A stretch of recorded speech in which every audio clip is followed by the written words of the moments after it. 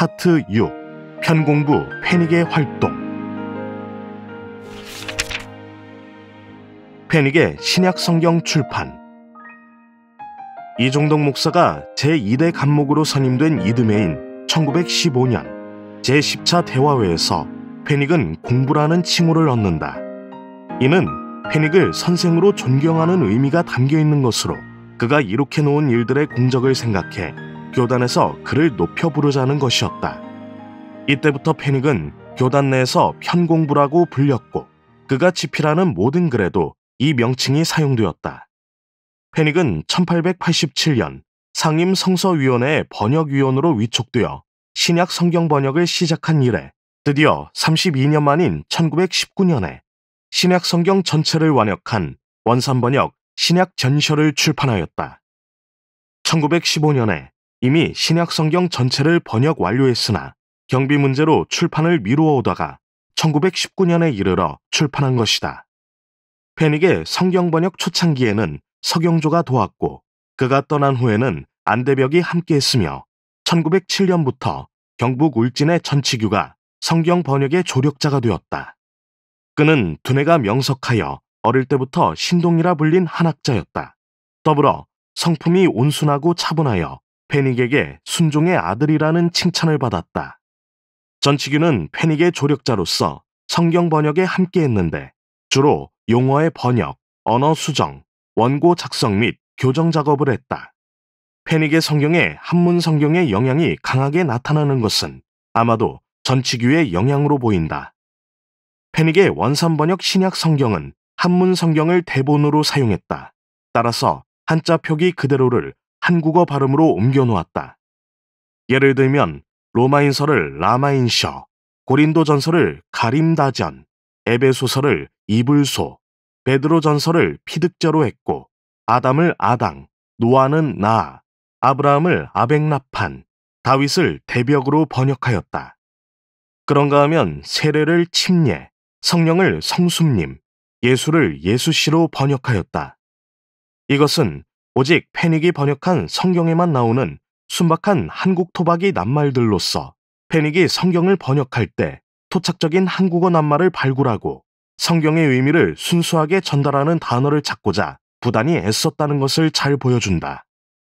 이런 측면에서 페닉의 원산 번역 신약 전서는 한국의 성경 번역사에 중요한 의미를 지니고 있다. 일제의 탄압과 페닉. 페닉이 활동했던 시기는 일본이 한반도를 강제로 빼앗은 강점기였다. 이로 인해 그는 외국인이자 기독교 선교사로서 일제의 감시 속에 살아야 했고 일거수일투족이 주목을 받았는데 일본의 외무성 기록에서 이를 발견할 수 있다. 1926년 6월 3일 조선 총독부 경무국장이 보내고 같은 해 6월 8일 외무성 아세아 국장이 수신한 불령단 관계잡건 내에 요주의 외국인 여행에 관한 건에 따르면 감시 대상자로 페닉이 언급된다. 그런데 이는 1926년 6월 12일 외무대신이 보내고 같은 날 오이타 총영사 등이 수신한 불령단 관계잡건 내에 조선 선교사의 언동에 관한 건에도 같이 나온다. 이처럼 페닉은 일제의 감시를 받게 되는데 하루는 조선 총독부에서 페닉을 호출하였다. 그들은 페닉에게 선교하지 말고 본국으로 돌아가시오. 누구의 허락을 받고 한국에서 선교하는 것이오. 라고 윽박지르며 그가 한국에서 선교할 자격이 없다는 식으로 트집을 잡았다. 이때 페닉은 너무도 당당한 모습으로 나는 오래전에 허가를 받았고 명령을 받아 선교하고 있는 것이오. 라고 말하면서 신약성경 사도행전 1장 8절 말씀을 펼쳐보였다고 한다. 오직 성령이 너희에게 임하시면 너희가 권능을 받고 예루살렘과 온 유대와 사마리아와 땅끝까지 이르러 내 증인이 되리라. 그러자 취조하던 일본 관리가 오히려 당황하며 전혀 말이 통하지 않는다면서 페닉을 돌려보냈다고 한다. 페닉은 일본의 한국 지배를 싫어했는데 이는 일본이 하나님을 믿지 않는 나라이기 때문이기도 했지만 힘을 앞세워 이웃나라를 침략해 식민지로 삼고 약탈하는 행위는 예수님의 가르침과 너무도 동떨어진 행위라고 보았기 때문이다. 한 번은 패닉이 함창의 척동교회를 신방하기 위해 말을 타고 갈 때 멀리서 오던 일본 헌병을 보게 되었다. 패닉의 위풍에 눌린 일본 헌병은 논둑 밑에 숨었다가 패닉이 지나간 후에 나왔다고 한다. 또한 어느 날 일본 헌병이 패닉의 농장에서 몰래 과일을 따먹다가 패닉에게 붙잡혀 골방에 감금되었다. 헌병대장이 급하게 패닉을 찾아와 윽박질렀다. 무슨 이유로 일본 헌병을 감금했습니까? 이에 패닉은 나는 일본 헌병을 감금한 일이 없소 라고 대답했다. 더욱 화가 치민 헌병대장은 그럼 당신의 창고에 갇혀있는 사람은 헌병이 아니고 누구란 말이오? 라고 물었다. 이에 패닉은 내가 일본 헌병을 감금한 일은 없으나 허락 없이 남의 과일을 따먹은 도둑놈은 감금한 일이 있어 라고 대답했다. 무안해진 헌병대장은 패닉에게 미안하다고 사과하고 도둑질한 헌병을 끌고 갔다고 한다. 이처럼 패닉은 일제를 싫어했으나 한국인 신자들에게는 누구든지 올바른 국가관을 가지고 자기 나라를 사랑할 줄 알아야 한다고 가르쳤다. 자기 나라를 사랑할 줄 모르고 국가에 충성할 줄 모르는 사람은 하늘나라에서도 하나님을 잘 섬기는 사람이 될 수 없다고 하였다. 구약시대의 모세나 신약시대의 바울과 같이 패닉은 국가는 하나님께서 주신 최대의 선물이라고 가르쳤다.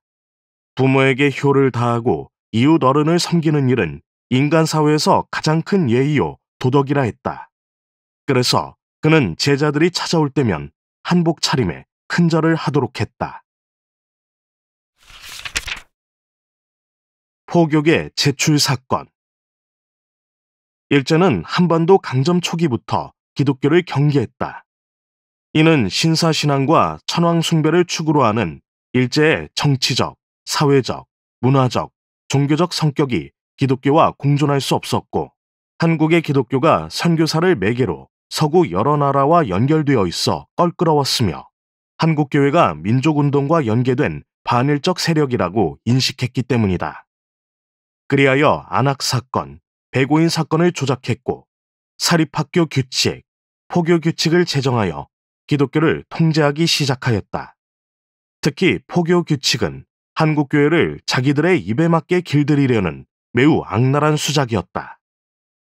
1916년 제11차 대화회가 개최되었을 때 대한기독교의 다급한 현안은 일제 포교계를 제출하는 문제였다. 1915년 8월 일제에 의해 만들어진 포교계는 10월부터 시행하도록 각 교단에 지시문이 내려졌다. 포교계, 포교원, 포교자 명단, 포교 관리자, 설치계, 포교소 설치원, 신도 교계 등 여러 양식을 통해 교회와 신자들을 조직적으로 규제하고 감시하기 위한 것이었다. 이 시행안이 발표되자 각 교단은 포교계를 수용하자는 입장과 반대하자는 입장으로 나뉘었다. 대한기독교회도 이를 두고 교단 내에서 의견이 대립되었는데 당시 패닉은 아내의 지병을 고치기 위해 출국한 상태였으므로 그가 부재한 상태에서 양자 간 대립은 쉽게 해결되지 않았다. 이종덕 감목은 평소 패닉의 입장을 고려하여 하나님의 교회가 일제의 명령에 굴복할 수 없고 또한 정부가 교회를 간섭해서는 안 된다는 정교 분리를 주장하며 포교계 제출을 단호하게 반대했다. 그러나 손필환 목사와 김규면 목사는 포교계 제출은 신앙의 문제가 아닌 단순한 법적 절차요. 이를 이행하지 않으면 오히려 일제의 박해를 자초하므로 교회를 살리는 입장에서 포교계 제출을 주장하였다. 양자 간의 팽팽한 논쟁 속에서 결국 감목의 지시에 따라 대화회에서 포교계 제출이 거부되었고 이로 인해 이종덕 감목은 일제에 의해 체포, 투옥되었다. 포교계 제출 거부는 전국의 대한기독교회에 영향을 미쳤는데 정부의 명령을 거부했다는 이유로 교회 폐쇄령이 내려져 공식적인 예배를 비롯한 각종 모임을 할 수 없게 되었고 전도 활동 역시 금지되었다. 이는 1914년 제2대 감목 선임에 따른 교단 내 지도권 다툼으로 내용을 겪은 지 불과 2년 만에 닥친 교단적 차원의 시련으로 이로 인해 전국의 산재에 있던 대한기독교회와 교인들은 혼란에 빠졌고 교단은 급격한 쇠퇴의 길을 걷게 된다. 일제에 구금되었다가 1918년에 풀려난 이종덕 감목은 일제의 감시를 피해 원산을 떠나 간도 종성동으로 이주하여 흩어져 있는 교인들을 규합하고 격려하여 일제의 박해를 신앙으로 극복하는 데 힘썼다. 멀리 캐나다에서 이 소식을 들은 페닉도 감목을 포함한 신자들을 위해 기도하면서 속히 한국으로 돌아갈 수 있는 길을 모색하기에 이른다. 한편 포교계 제출 거부라는 감목의 처사에 불만을 품은 손필환 목사와 김규면 목사는 이 시기에 교단을 떠나는데, 손필환 목사는 기호와 영남 일대의 교인들과 추종 세력을 규합하여 대동교회를 조직하였고, 김규면 목사도 함경도, 간도, 시베리아 일대의 교인들을 규합하여 대한성리회를 조직하였다. 또한 교단의 다른 여러 지도자도 함께 이탈하여 흩어졌는데, 특히 공주구역과 예산구역의 많은 신자가 구세군, 조합교회, 안식일교회로 넘어갔다. 교회 폐쇄령이라는 일제의 극악무도한 박해에서 대한기독교회가 다시 교회 문을 연 것은 1919년 3.1운동 이후였다. 3.1운동을 통해 우리의 민족적 저력을 경험한 일제는 이전의 무자비한 무단 통치보다 유화적인 문화 통치로 바꿨다. 그들은 기독교에 대해서도 이전과 다르게 접근했는데 포교 규칙을 허가제에서 신고제로 변경하였다. 이 같은 유화책에 이종덕 감목도 1922년 4월 20일자 달편지를 통해 전국에 있는 모든 대한기독교회에 포교계를 제출하라고 광고했다. 이 광고는 이종덕 감목 단독의 의사가 아닌 페닉의 자문을 통해 이루어졌다. 하지만 대한기독교에 대한 일제의 박해가 끝난 것은 아니었다. 1920년 제15차 대화회에 교단의 명칭 문제가 안건으로 올라왔다. 일제가 대한기독교회라는 교단 명칭에서 대한이란 용어를 문제 삼았기 때문이다. 그들은 이 명칭이 국권의식을 상기시킨다고 트집을 잡아 교단 명칭 변경을 강력하게 요구했다. 그런데 이 문제는 이미 그 이전부터 일제가 대한기독교회를 박해하는 빌미로 사용하고 있었다. 교단 명칭으로 인해 교육자들이 취조당하거나 구금당하기 일쑤였는데, 대표적으로 칠산의 장기영 감로는 수년 전부터 시달림을 당했고, 김희서 목사는 강제로 재산을 몰수당하기도 했다. 그 외 김연호, 김영태, 김재덕, 유종두, 윤종우 등의 신자들이 구타를 당하거나 구금되는 등 일제로부터 온갖 수모와 박해를 당했다. 그러므로 대화회에서 이 안건이 건의된 것은 어쩌면 당연하기도 했다. 더불어 1918년 이후 만주의 길림성에서 중국인 신자들이 많이 생겨나고 중국인 교회도 개척되면서 대한이란 명칭이 너무나 민족적이고 편협하다는 여론도 교단 명칭 변경의 한 명분이 되었다. 그런데 교단 명칭을 만든 페닉은 1917년 5월 아내의 지병 치료를 위해 출국하여 없었고, 어떻게 바꾸어야 할지 논의가 분분한 가운데 교단 명칭 변경은 난항을 겪었다. 이듬해인 제16차 대화회에서 이 문제는 제일 시급히 처리되어야 할 안건이 되었다. 결국 난상 토론 끝에 15년 동안 사용하던 대한기독교회라는 명칭을 동아기독교회로 변경하였다. 이것은 교단의 선교 지역이 한반도를 넘어 동북아시아였으므로 교단 명칭도 이것을 반영하여 바꾼 것이다. 다수의 순교자 발생. 페닉이 아내의 지병 치료와 선교 자금 마련을 위해 출국하고 없는 사이에 교단적으로는 최초의 순교자가 발생하였다. 이들의 순교 이면에는 평소 페닉의 가르침이 녹아 있었다. 1918년 교단의 포교계 제출 거부로 인해 교회가 폐쇄되고 예배가 자유롭지 못하자 대한기독교회는 북방선교에 더욱 매진하게 된다.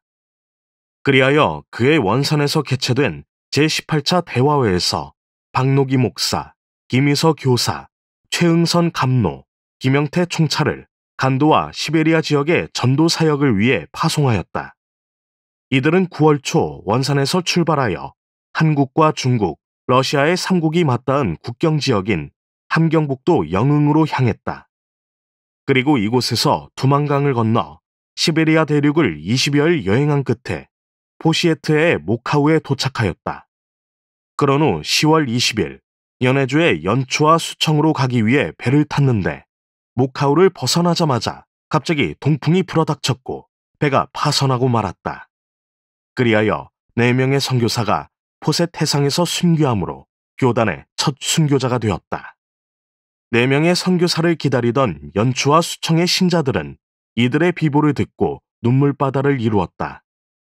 그러나 다른 한편에서는 이들의 숭고한 순교 정신을 기리며 열심히 전도하는 운동으로 발전하여 순식간에 많은 결신자와 수십 개의 교회 개척이라는 기적이 일어났다. 이들의 순교는 포교계 제출 거부로 인한 교단 폐쇄의 어려움 속에서 다시 활력을 불어넣고 재기의 힘을 채우는 촉진제가 되었다. 1921년에 두 번째 순교 사건이 일어났는데 이때 순교한 이는 손상열 목사였다. 그는 일찍이 대한기독교에 입교하여 전도로 활동하다가 1919년 간도 종성동 교회에서 개최된 대화회에서 교사로 임명되었다. 그리고 1920년 대화회에서 목사 안수를 받은 후 평안북도 자성군 일대로 파송되었다. 그는 이곳을 근거로 만주의 임강현과 압록강 주변의 한인촌을 넘나들면서 활동했는데 평소 이곳을 지키던 일본 경찰은 손 목사의 활동에 주목하며 그를 감시하였다. 1921년 어느 주일 손 목사가 자성군 오수덕에 있는 오봉산 교회에서 예배를 인도하고 있을 때 일경은 조선 독립당의 자금책과 밀정 혐의로 그를 체포하였다. 손 목사는 온갖 고문 끝에 총살당했고 그의 유해는 2년 후 오수덕 숲속에서 발견되었다. 그의 순교가 자성 지역에 알려지자 이 지역의 교회를 중심으로 뜨거운 신앙 부흥이 일어났는데 1925년 대한회에 500명 이상의 신자들이 모여들 정도로 큰 반향을 일으켰다.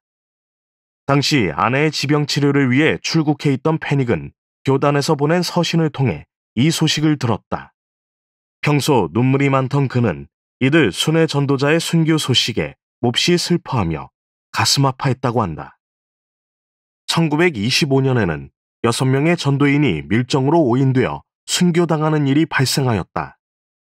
제20차 대화회에서 북만주의 길림성, 목단강, 화전현 방면과 남만주의 봉천 지역을 개척할 목적으로 김상준 교사, 안성찬 전도, 이창희, 박문기, 김희주, 윤하경 등을 선발하였다.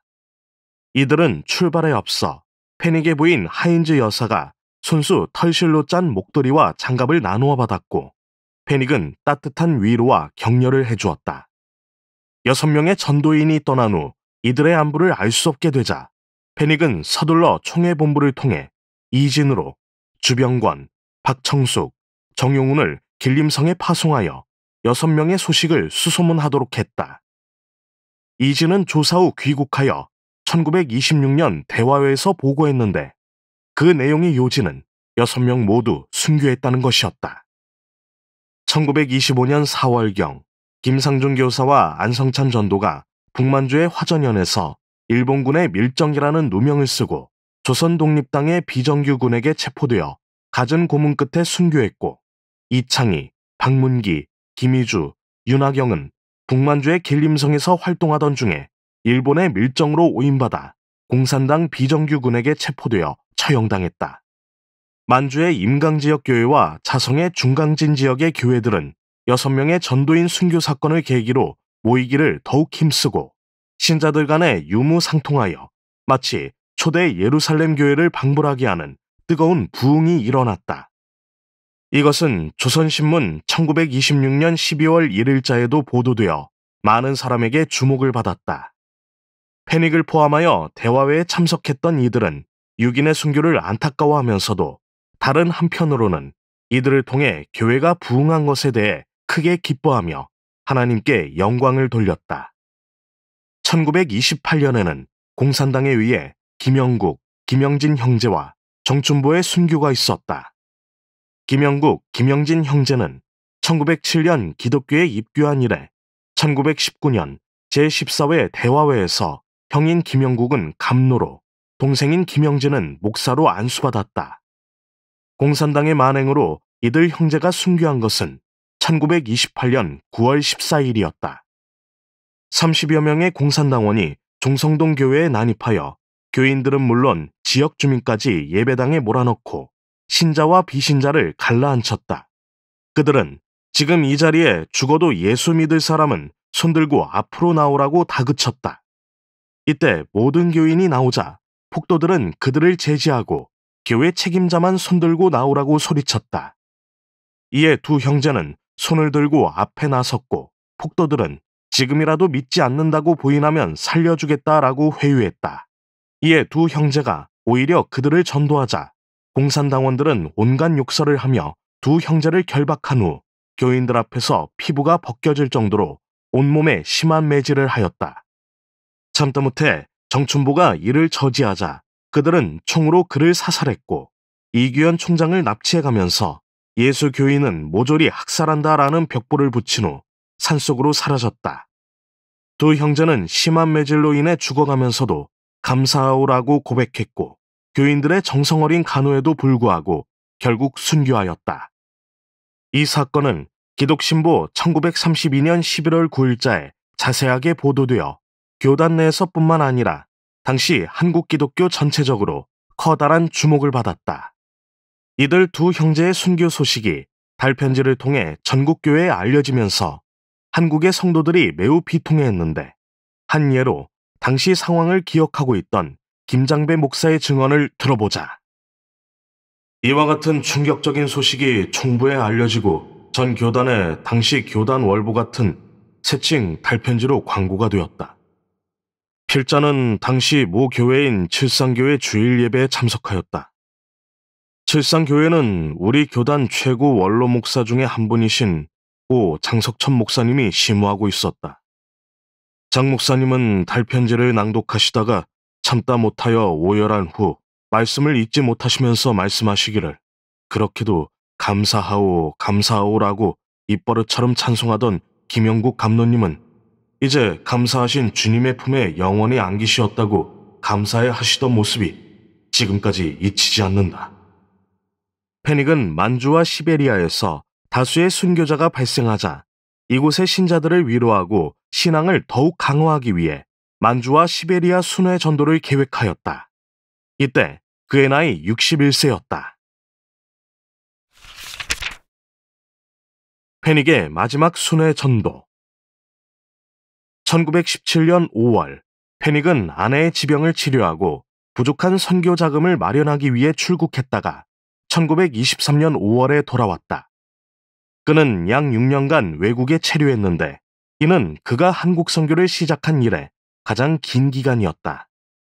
그가 돌아온 후 교단에서는 그의 육순을 기념하여 9월 14일에 60주년 기념 예배를 드렸고 패닉은 자신의 마지막 순회 전도를 계획하였다.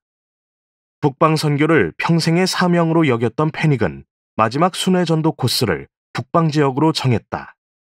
그가 북방 선교를 시행한 것은 신약성경 사도행전 1장 8절과 깊은 연관이 있다. 오직 성령이 너희에게 임하시면 너희가 권능을 받고 예루살렘과 온 유대와 사마리아와 땅끝까지 이르러 내 증인이 되리라 하시니라. 복음이 예루살렘에서 시작하여 유대와 사마리아와 땅끝까지 전해져야 하듯 패닉은 한반도에서 시작하여 만주를 거쳐 시베리아까지 복음이 이르기를 원했다. 그리고 이 같은 바람 속에서 북방 선교가 시작되었고 순회복음 전도자들에 의해 많은 열매를 맺었다. 그런데 당시에는 무엇보다도 북방 지역에서 다수의 전도자가 순교를 당함에 따라 이를 위로하고 신앙 강화를 위한 사경회가 절실했기에 패닉은 이곳을 자신의 마지막 순회 전도지로 삼았다. 패닉은 원산에서 화륜선을 타고 웅기로 향했다. 그리고 이곳에서 육로로 함경북도 경흥에 도착하여 경흥, 고읍, 증산 등지에 교회를 순회하며 사경회를 개최했고 많은 은혜를 끼치며 복음 전도에 힘썼다. 고읍교회는 1908년 패닉이 제1차 북방 선교 때 개척한 교회로 이 지역에서 제일 큰 교회요 선교 거점이었다. 패닉은 순회하다가 낮은 뒷산에 올라가서 바다를 바라보며 내가 한국에 돈을 벌기 위해 왔다면 이 칼밭을 사겠다 라고 했는데 그곳이 얼마 안 되어 큰 항만으로 변한 것으로 보아 그의 안목이 놀랍기만 하다.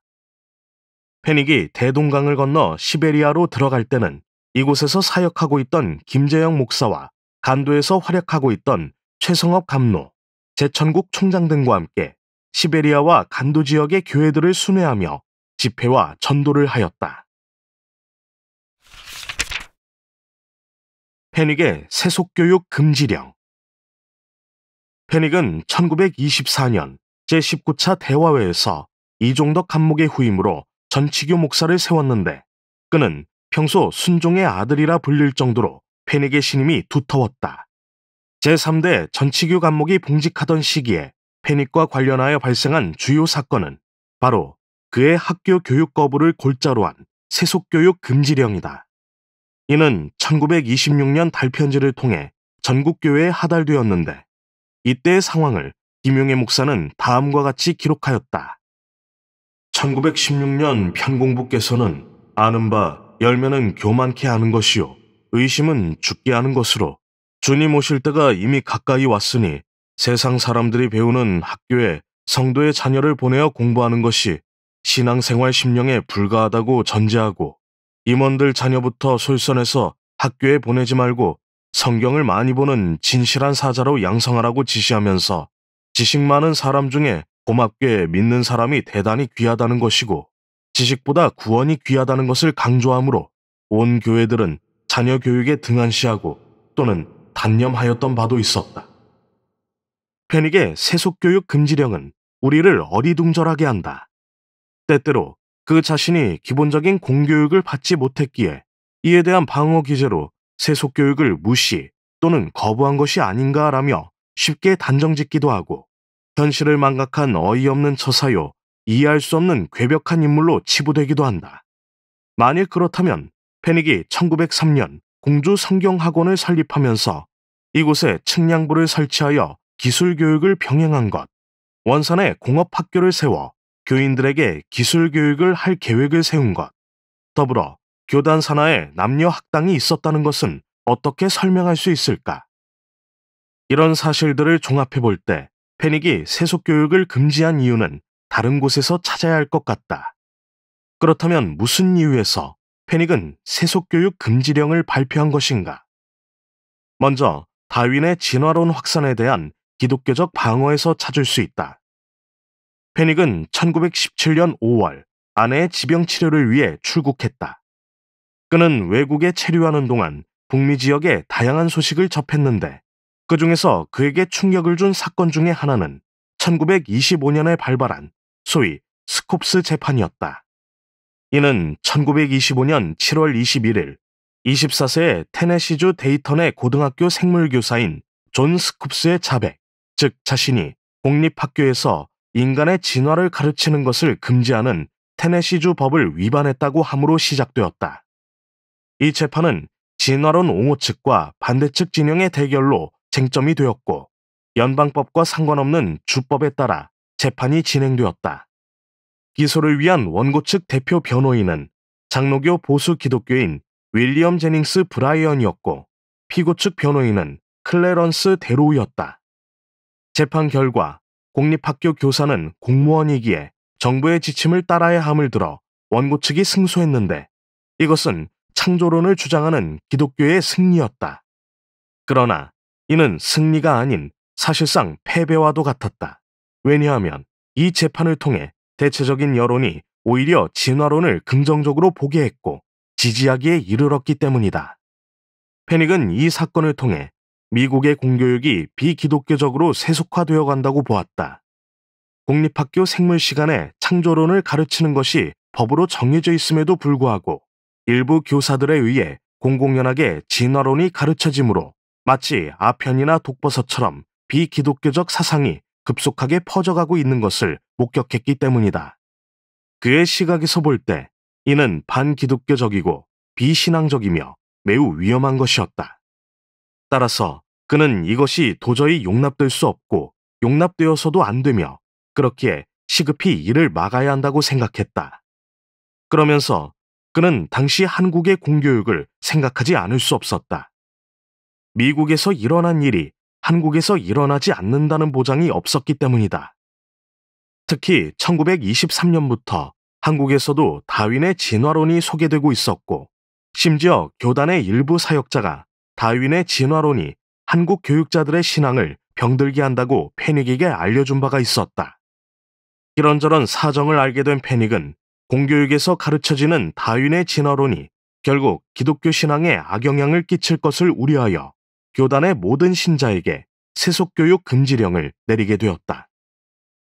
패닉은 1926년 달편지에서 말하기를, 우리 높은 사람, 곧 대학교 졸업장 받은 사람이 리치 설명치 아니하면 다른 사람 알아듣지 못하겠다오.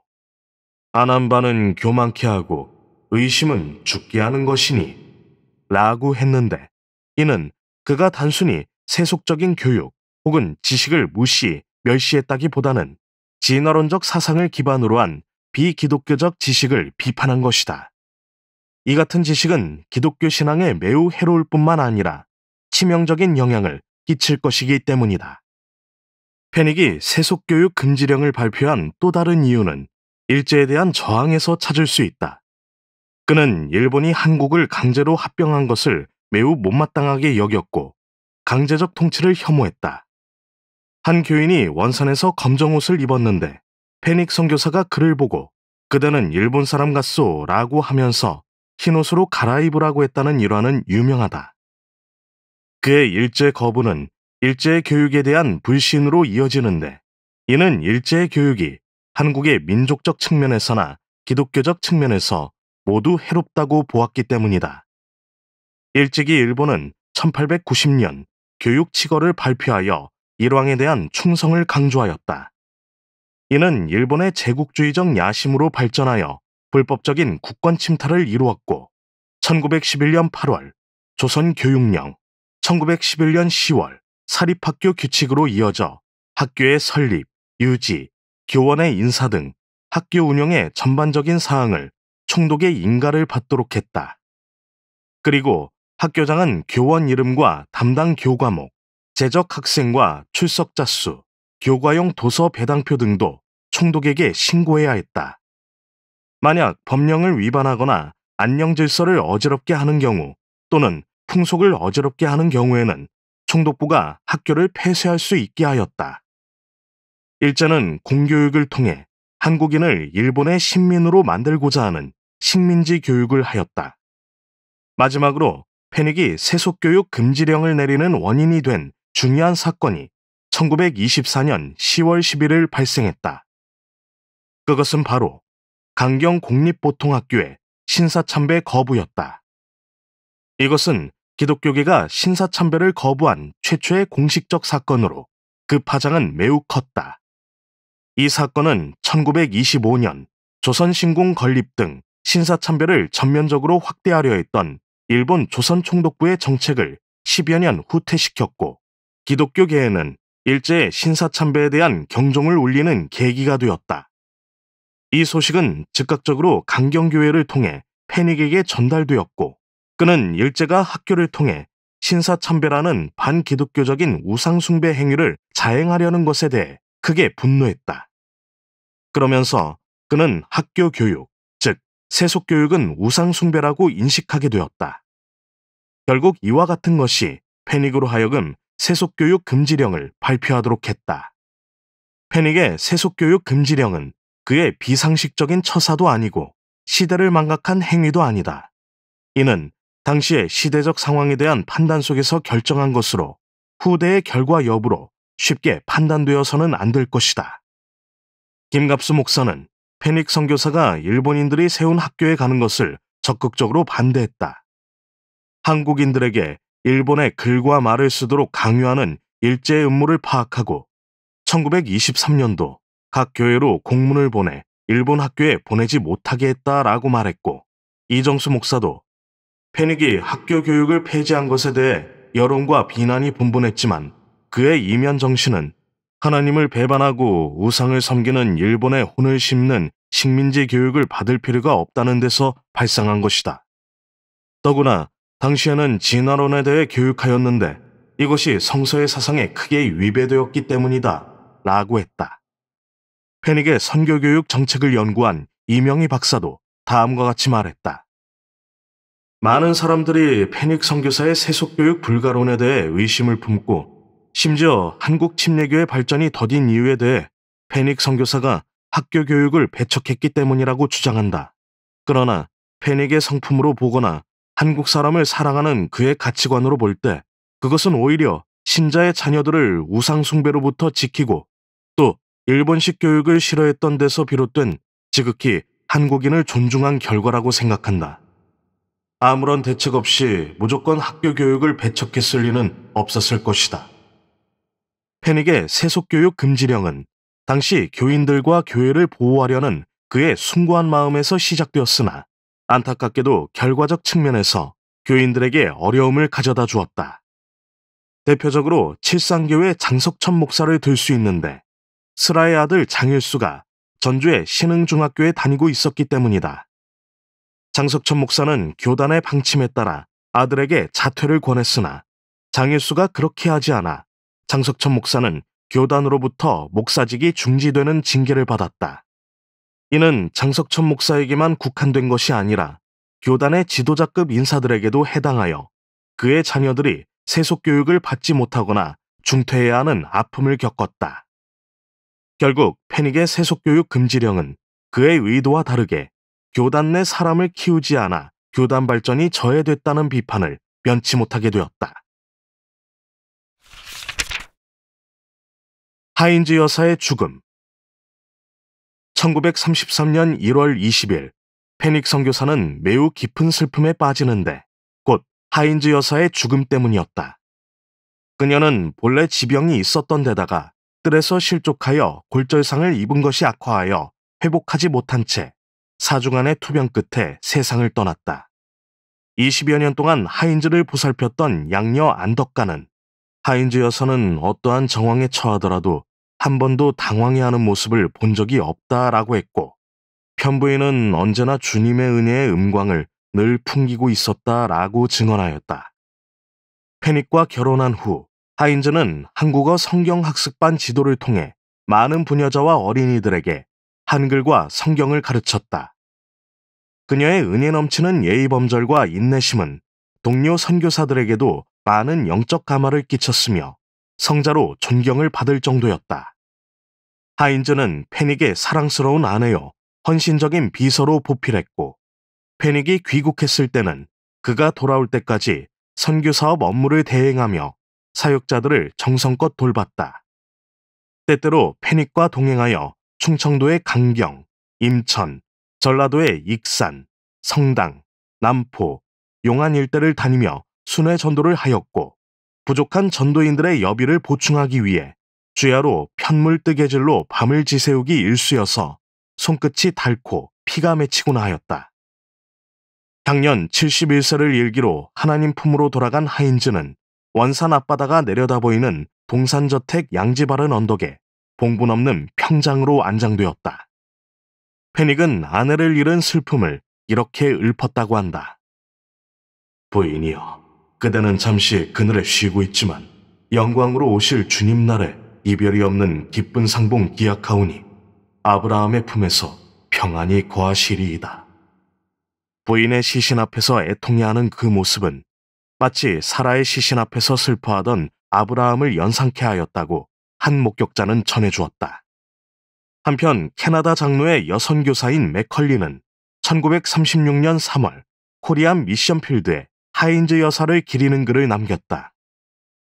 하나님께서 우리가 사랑했던 페닉 부인을 영원한 안식으로 부르신 1월 20일에 그녀의 거룩한 삶이 마무리되었다. 그녀는 갑작스레 쓰러지면서 골절상을 당했고 이로 인해 그녀가 저항하기에 힘이 달렸던 병을 앓게 되었다. 그리고 4주라는 짧은 기간 후에 그녀의 고통은 끝났다. 그녀의 장례식을 위해 외국인 공동체가 남겨진 한국인 친구들과 함께 모였다. 그들의 집 바로 아래에 있는 아름다운 브로튼만이 내려다 보이는 언덕에 서였다. 페닉 목사는 내내 침대 신세를 져야 했기 때문에 그의 소속 선교회의 한국인 목회자들과 함흥에서 온 던킨 맥네 박사가 의식을 담당했다. 애정어린 손길들이 소박하면서도 아름다운 관을 만들었고 친구들이 휴식 가운데 있는 그 사랑스러운 얼굴을 마지막으로 바라보았다. 그녀의 한국인 아들과 딸은 그녀의 병중에 자녀로서의 보살핌을 다했다. 그 양자는 말하기를 그가 그녀를 그토록 친밀하게 알아온 20년 동안 그는 어떤 상황에서도 흐트러진 그녀를 결코 보지 못했다고 한다. 그녀는 주님과 매우 가깝게 살았고 그녀의 삶은 끊임없이 그분의 은혜로 밝게 빛났다. 그녀는 1898년에 미스 페니 하인즈로 한국에 왔다. 그녀는 보스턴에 있는 클라렌던 스트리트 교회 소속 고든의 성경학교에서 훈련을 받았고 남감리 교단 선교회의 멤버였다. 한국에 도착한 그녀는 송도에서 체류했고 그 도시에서 진행된 지금의 광범위한 교육 사업을 시작하기 전에는 아레나 캐롤 양과 함께 복음 전도 사역을 위해 일했다.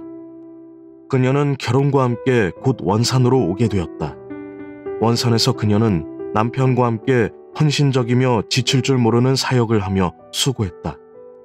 페닉 목사가 미국에서 휴가를 보내는 동안 그녀는 그가 돌아올 때까지 선교회를 감독하기도 했다. 다른 기간에 그녀는 심각한 병을 앓았는데 여러 항구를 거쳐 미국으로 가서 긴 여행을 한 후 회복되었다. 그녀는 한국어를 아주 잘했으므로 그녀의 교회 신자들과 밀접하게 친교를 나눌 수 있었고 성경 공부 모임에서 뛰어난 능력을 발휘하였다. 자애로운 말과 행동으로 이방인 친구들에게 사랑받았으며 그들은 언제나 그녀의 깊은 영성에 감명받았다. 그녀의 마지막 사역 기간은 1923년에서 10년 더 연장되었는데 그동안에도 그녀는 주님과 한국에 있는 그분의 백성들을 위해 능동적이고 애정어린 수고를 담당했다. 한국 교회를 위해 주님께서는 그녀에게 소중한 목표 활동을 열어주셨다. 우리가 자신을 헌신하면서 그토록 행복해하고 모든 지인과의 교제에서 그렇게 자애로운 것은 가정과 교회에서 너무나 필수적이다. 그녀가 사랑한 주님을 증거함에 있어서 그토록 신실한 사람을 만나기란 쉽지 않을 것이다. 우리는 가슴 아픈 사별의 시간을 보내는 페니 목사에게도 깊은 애도를 표한다.